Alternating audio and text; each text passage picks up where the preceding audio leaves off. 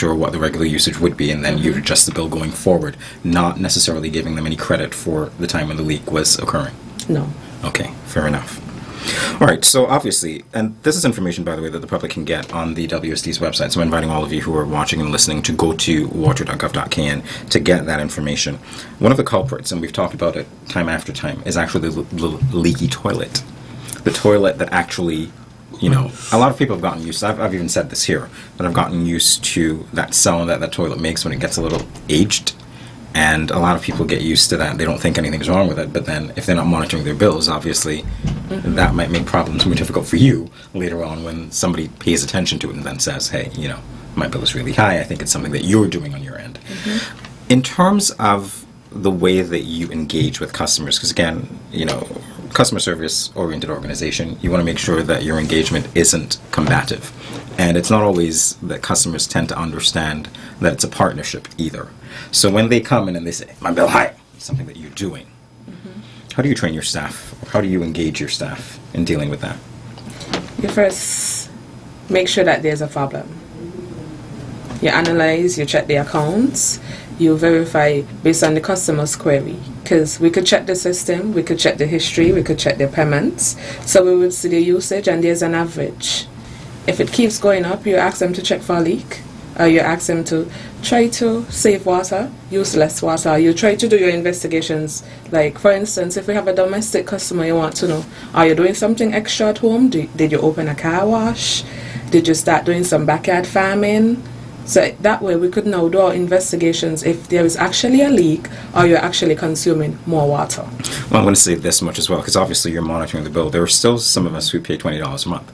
So for those of us who do that, then it's really, you know, might be a situation where we're not really that careful. So I like the fact that you talked about conserving water as well, and also being mindful as to how you contribute to the wastage of water. One of the things that I know that you dealt with, I did say that you gave an orientation a little while ago, is the opening of new accounts and new connections, that sort of thing. So I want to know, how easy is it for someone to actually open an account with the WSD? To get new connections, you come into the office, there's a form you fill out, you must provide 2 IDs. Government issued IDs. Government issued IDs, that is proof of ownership of the property, such as a COT. Sometimes NHC would send us letters, a copy of that would be useful as well. You sign and then it would move on to our foreman, who would give an estimate with a price. Then we would liaise with you, communicate, so you could know that you must pay before the connection is made. Okay, and generally that period of connection would fluctuate as well, depending on how quickly the customer would pay.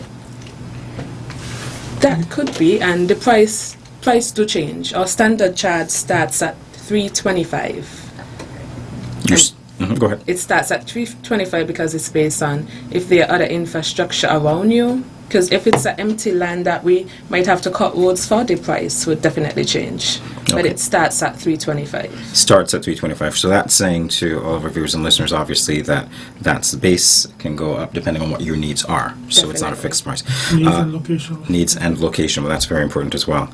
I took the liberty of looking at the water connection fee structure, so I'm going to defer to you for a little bit to ask you if that information is actually current, because you did say you start at $325. So I lifted it from the WSD's website. That information is current. It is. Okay, great. So let's take some time to go through it just a little bit. So obviously, in terms of connections, if you need an additional meter or you need to replace a meter, that fee is $250. Okay, you've got $250. Yes, $250. Additional meter comes with additional costs in terms that if you request an additional meter, first you have to clear your current balance before we issue you the additional meter. So it don't make much sense that we give you additional meter and you have this exorbitant balance on one account. If you cannot clear this one, how are you going to manage the other? So before you get an additional meter, you have to first be current with your original account. Well, that makes perfect sense to me, obviously. You've got service connection once there are no road repairs, which is what you said, it was $325. Service connection with half road repairs, so that means you have to cut the road open, run the line. Okay, so halfway is in half of the road to the other side of the... Okay, got you. I never thought of this, and these are things that I think that, because I've never actually had to use your service, I've been lucky enough to move into places where there's water, somebody always handles that part of it, so it's fine. But I'm noticing now that obviously if you have to dig in the road, road, take up the road rather, you're going to pay some additional funds. All right, so you've got, and here we go again. I talked about half road. Here's the full road. So you're going right across the street to wherever that connection comes from. It's going to cost you $4.25. You see how these go, right? And some of you still pay $20 a month. Come on, really? Just saying. Just saying. Let's be realistic. It is what it is. So something that you mentioned was also low-income housing, getting the titles, getting the documents from NHC. If you need to set up a connection there, $325. And the price goes up or down. The highest that I see here is $475, which really doesn't seem to be that much of a range, not that far from where you started. And that $475 is for a 1-inch service connection with full road repairs. Yes? And when my people said it also depends on the location. Because let's say you're doing a connection at the southeast. The infrastructure over there is not readily available. So if you have to cut the road and lay more pipes, that would affect your costs for the connection. So it could actually exceed $475. Yes. I would imagine. So It depends on the estimate from the foreman. Okay, wonderful. And who's responsible for getting that estimate? You are, or is the customer? No, we are. You are responsible for getting that estimate. Okay, great. One of the things that I thought about a very long time ago, and I guess it's incidental to our conversation here, is that the community of St. Peter seems to be the fastest growing one. It actually is, based on the census, the fastest growing one here. I do remember looking at the Cedar Grove, Milliken area. When you spoke to places not necessarily being developed, I thought if people have land there, obviously the infrastructure's not in. You were telling me that for them to get, and they're pretty high up in the mountains, really. So for them to get water, they might actually exceed this 475 by ways, depending on their location relative to where your site is. Definitely. Okay, I'm hoping one of you can call and let me know what that fee is. I'm kidding. But we are inviting calls, by the way, as we continue our engagement with these two very lovely professionals here. So obviously we're talking about customer service. It's very important that you provide the service to the customer, but it's also important, more than that the customer also pays for the service. Definitely. Because I love that, definitely. Because it speaks to you being able to do what you do so well and continuing to do what you do so well. So I do want to talk to you a little bit about those payment options as to where customers can pay. And Java, this would segue into, of course, a conversation that you and I have had many times about payments. So where can customers pay their bills? We have our main branch at the Needmus. There's actually one at Post Office. Our cashiers close at 3 p.m. daily. Okay. And you can pay at the local commercial banks. The commercial banks, just go present your bills. You pay National Bank, Republic Bank. CIBC, do you have that still? First Caribbean? Yes. No. You don't? Okay. We don't have First Caribbean. We had, but not anymore. Okay, so list the banks again, just so that I'm clear. National, Republic, I think Bank of Nevis. Right, yeah. Bank of Nevis. Okay, great. So you can pay your bills there. And one of the things that I do want to get to with you specifically, Javed, is that you can also pay your water bill online. So let's talk about that. How much work you've done in the backgrounds to get us to this point where we're now paying our bills online seamlessly. Well, we launched our online platform. Well, I wouldn't say fully launched. We're still doing some cosmetic work on it, but the platform is ready to go. And persons, if you go to our website, water.gov.kn, you see a tab, say Pay Now. Click the tab, and there's a sign-up process. So if you have water account with us and the email you sign up with, you can use that. Sign up to the platform, seamless. Within a couple of minutes, you'll get a notification saying, okay, then you can proceed to the online platform. Proceed to the platform, you add your water account. Once you add the water account, we'll verify that, yes, you're indeed that person, the owner of this account. Verify the account, and that's it. You can, once you're on the platform, you'll be able to see your balance in real time. Once payment is made, whatever you pay will be reduced, and after payment, we'll send you a notification as to receive payment process, and you're good to go. What we are trying to do further with the online platform is to have customers be able to see their usage, which would hopefully, before the year ends, that will be in place. But in a nutshell, the platform is ready, just waiting to fully launch it. All right, so I'm curious about that now. Customers seeing their usage, I'm pretty sure that there's a policy reason behind that, but I do want you to bring it to the fore. So why is that important? For instance, if there is a leak, you would see the difference in the usage, that it's spiking. So that way you would be mindful to check if there are any leaks, check your toilets, do some repairs. Definitely. That would help us. Because it's one thing to see your balance, that you move from, let's say, $40 to $150. Yeah. But you don't see why you move from 40 to 150. So if you normally use, let's say, persons who normally check their bills in detail, they know the usage. If you normally use, let's say, 20 to 100 gallons, and you move to, say, 8,000, that difference of roughly 6,000 gallons will be reflected on your bill. And might be reflected in about maybe $100, $120 on average.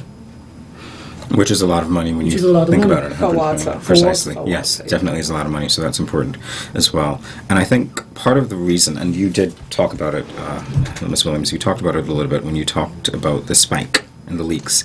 But more than that, this drive to conserve water, because we are still in that period where we're going through severe drought, and we don't want people wasting water. So I think that showing your usage, especially on the online payment platform, would be good, because people will be more mindful of that. Yes. Now, that's not the only form that you have. The e-bill, well, obviously you're signing up for electronic payments, but you have other types of forms. Yes, we are currently working on launching a report form that any customer or individual can log onto our website. If you see a leak, report it. You don't necessarily have to have an account with water department. So you just log onto our website, send the information, we capture the information, and we get back to you. If you leave contact information for us, we'll call you back. If we're not too certain as to the actual location of the leak, we can contact you, get the leak rectified, and we complete the process seamlessly. Well, that was a great way to ensure that everybody buys into the water conservation message and making sure that we're not wasting what we seem to have in short supply. And I like that. Very good initiative there. In terms of the other forms, I want to draw a distinction between some of the new forms and some of the existing forms, because I know that when your customers, because I do not work specifically for WSD. Oh, we do have a call. Okay, yes. Good day, caller. You're live. Hello? Hi, good morning, sir. Please go ahead. Yes, good morning. Good morning. How do we deal with a situation where the owner and occupant have died, leaving a considerable balance? How do a new tenant deal with that? All right. Thank you, sir. We'll answer your question now. Unfortunately, if the person has died and a balance was left, the person who would be occupying the space is encouraged to clear that bill. Unfortunately. I was about to say, when you said encouraged, was it mandatory or not? Then I heard unfortunately, and I think I understand exactly what's going on. It's mandatory. Because it is tied to the property. It's not Exactly. tied to the person. So that is important. So caller, I do hope that answered your question. Hopefully that is not you, but if it isn't, now you know the answer, definitely. And it's the same process for if a landlord changes tenant, that bill would fall onto the landlord since they're the owner of the property. You have to make mention if the account is in the tenant's name. Right. But if we add tenant's name to the accounts in care of, these persons should be taking care of the bills. So we try to encourage the tenants to pay their bills to avoid leaving debts and delinquent accounts for the owners. So that could I didn't even know that would occur, but that makes sense considering that it's tied to the property and not necessarily the person. What we're trying to do also is where landlords have multiple properties or apartments. We try to encourage the landlords to, instead of having the account in their name, put it in the tenant's name.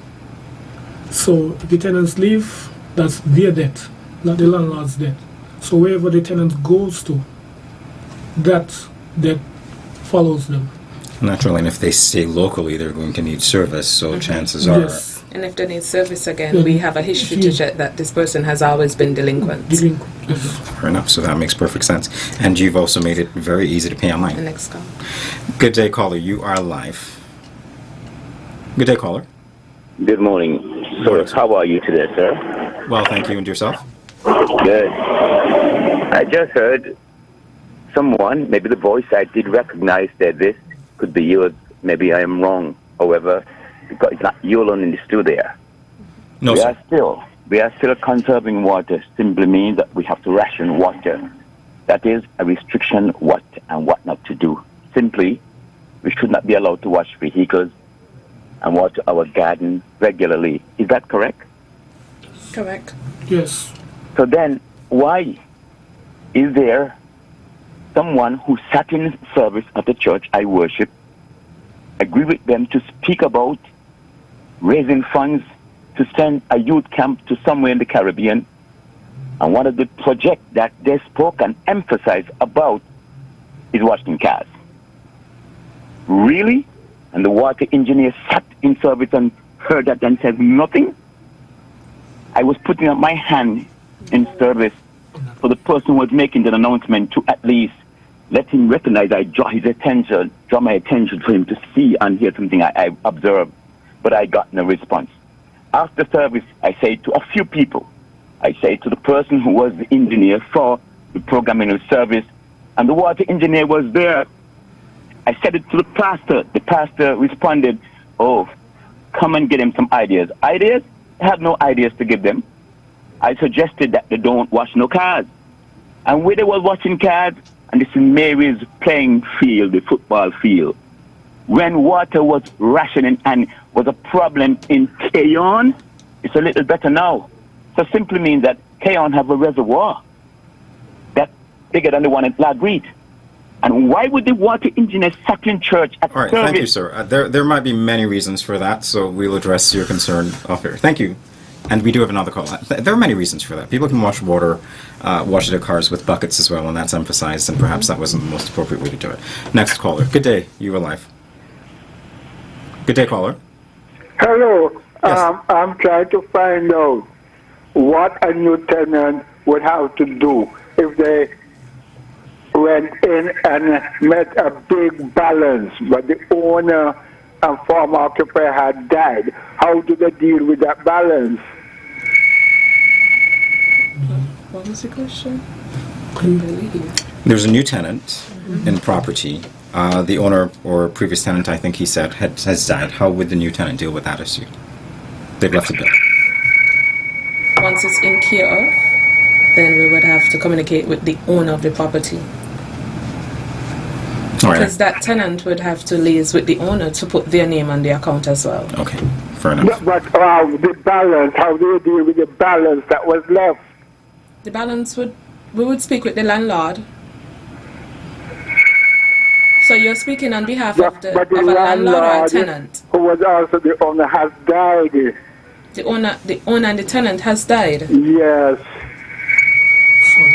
There should be next of kin, shouldn't there? Yeah. There should be next of kin, sir. So you'll deal with that. The owner's name was on before he died. And he died leaving a balance, a big balance. There would be a burden on anybody going into the house. How would they be able to get a connection or continue a connection? So the person who would be taking charge of the property, since both persons has Not died. taking charge, the person who was in charge was the owner, but the owner is the person died. Yes, but somebody has to take care of the property, sir. There has keep to be getting the someone supply. who has inherited the property. There's somebody who that property still belongs to. There should be. So that person would be the person that they'd engage with. Balance. Yes, and would have to take care of the balance. All right, thank you, sir. Much appreciated. But also, when that happens, that person would have to show proof that they're now the owner of the same property. Definitely so. That makes perfect sense. All right, so it's quite an active morning, obviously. People have been longing to engage the WSD staff and a lot of things. Jeff, the point that I was going to make before we got the calls, and they're definitely welcome, by the way. The point that I was going to make is that when we're talking about customer service and the different forms that we have, there's a distinction that I wanted to draw between some of those forms which would require the customers to fill them and upload them, Yes. and some of those forms where the information would be submitted automatically. Yeah. And I believe that that is a move that you have taken to ensure that the process becomes a little more seamless. Yes. For instance, the report of fault form, they just, like I said, they just submit information and upload it to us. But if you're doing for a new connection, you can, we plan to have a form where you fill out the information online, submit, but we wouldn't process that application until you come in person, because you have to sign the application, physically sign the application, And present the IDs. and present whatever IDs. Or you could upload the IDs and the proof of ownership online, but the forms, the application would not be processed until you physically sign the application. May I ask the reason for that?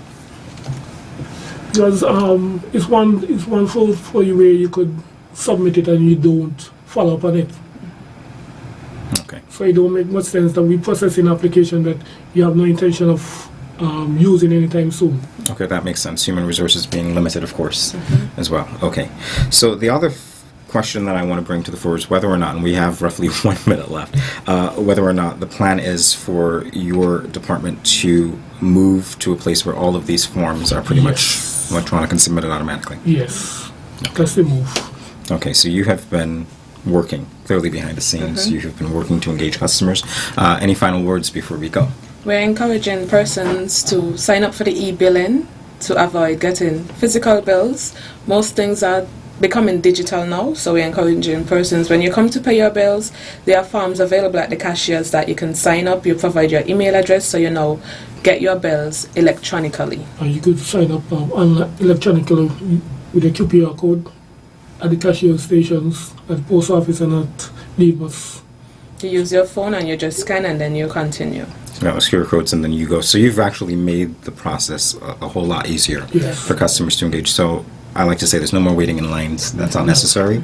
You can pay your bill online. You can search www.water.gov.can to get additional information. So I've been speaking with two representatives of the St. Kitts Water Services Department today.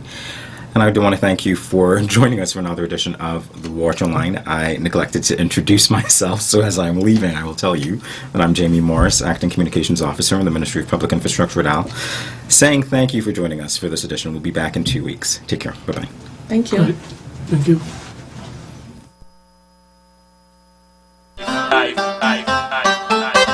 Water is life.